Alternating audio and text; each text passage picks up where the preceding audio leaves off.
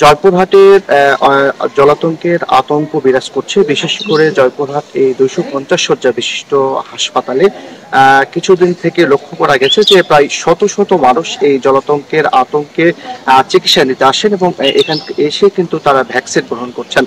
আমরা জয়পুরহাটে খোঁজ দিয়েছি যে গত এই সেপ্টেম্বর মাসের 6 তারিখে জয়পুরহাট কালাই উপজেলার একটি শিয়ালের আক্রমণ হয়েছিল। প্রায় 9 জন মানুষ, সেই 9 জন মানুষ আক্রমণের শিকার হয়ে কিন্তু তারা ভ্যাকসিন নিয়েছেন এবং চিকিৎসা করেছেন। তারপর পরই আমরা হাসপাতালে এসেছি এবং হাসপাতালে এসে খোঁজ নিয়ে যেটি জানতে পেরেছি যে গত মাসে যে 3,200 মানুষকে এই জলাতঙ্কের ভ্যাকসিন দেওয়া হয়েছিল এই হাসপাতাল থেকে, কিন্তু আজ 25 তারিখ এই সেপ্টেম্বর মাসের, আমরা এই 25 তারিখে আজ পর্যন্ত আপডেট খোঁজ নিয়েছি যে এখানে এখন পর্যন্ত প্রায় 5,000 মানুষকে এই জলাতঙ্কের ভ্যাকসিন দেওয়া হয়েছে এই হাসপাতাল থেকে।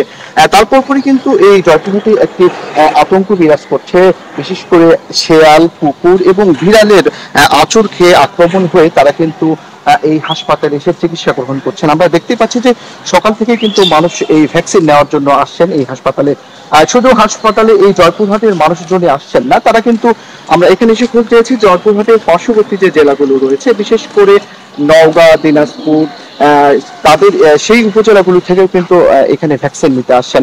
আমরা এখানকার হাসপাতালের তত্ত্বাবধায়কের সাথে কথা বলে জানতে পেরেছি যে গত মাসে যা চিকিৎসা নিয়েছেন এবং জলাতঙ্কের টিকা গ্রহণ করেছেন তার চেয়ে বেশি কিন্তু এই মাসে এই টিকা দিচ্ছেন তারা। আমরা এখানকার মানুষের, রোগীদের সাথেও কথা বলেছি, বিশেষ করে যারা মাঠে কাজ করতে যাচ্ছেন তাদেরকে শিয়ালের আক্রমণের শিকার হতে হচ্ছে। অনেক সময় যে কুকুর রয়েছে সেই কুকুরগুলো কিন্তু আক্রমণ করছে।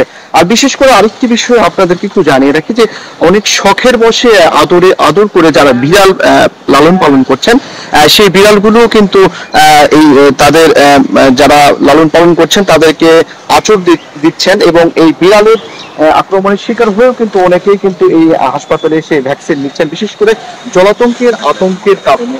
আমরা এখানকার সিভিল সার্জন কর্মকর্তার সাথে কথা বলে জানতে পেরেছি, সিভিল সার্জন কর্মকর্তা যেটি জানিয়েছেন যে যদি যেসব প্রাণীগুলো আক্রমণ করছে মানুষকে, সেসব প্রাণীগুলোদেরকে যদি আগে থেকেই ভ্যাকসিন দেওয়া যেত, ভ্যাকসিন এর আওতায় নিয়ে আসা যেত, তাহলে কিন্তু মানুষ কিছুটা উপকার পেত এবং এত বেশি কিন্তু তাদের আক্রমণের শিকার হতে হতো না। আরেকটি বিষয়, যারা প্রাণী নিয়ে গবেষণা করেন, যারা প্রাণীদেরকে লালন পালন করেন এবং ডাক্তাররাও বলছেন যে এসব প্রাণীদেরকে যদি ভ্যাকসিনের আওতায় আনা যেত, সেই সাথে লোকালয়ে, বিশেষ করে যে এই প্রাণীগুলোর এখন জায়গা না থাকার ফলে, বিশেষ করে শিয়ালের জায়গাগুলো না থাকার কারণে, শিয়ালের খাবার না থাকার ফলে তারা কিন্তু একেবারে মানুষের লোকালয়ে আসতে শুরু করেছে।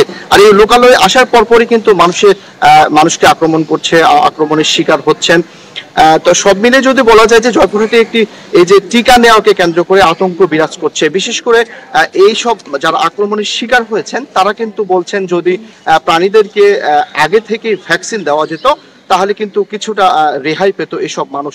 আরেকটি বিষয় জানিয়ে রাখি যে প্রাণী সম্পদ অধিদপ্তরের কাছ থেকে আমরা খোঁজ নিয়েছি যেসব প্রাণী আক্রমণ করছেন মানুষকে, সেসব প্রাণীদের জন্য সরকারিভাবে এখন পর্যন্ত কোনো টিকা বা ভ্যাকসিন জয়পুরহাট এই প্রাণী সম্পদের কিন্তু নেই, সেটি আমরা জানতে পেরেছি। এই ছিল জয়পুরহাটের 250 শয্যা বিশিষ্ট হাসপাতালের জলাতঙ্কের আতঙ্কের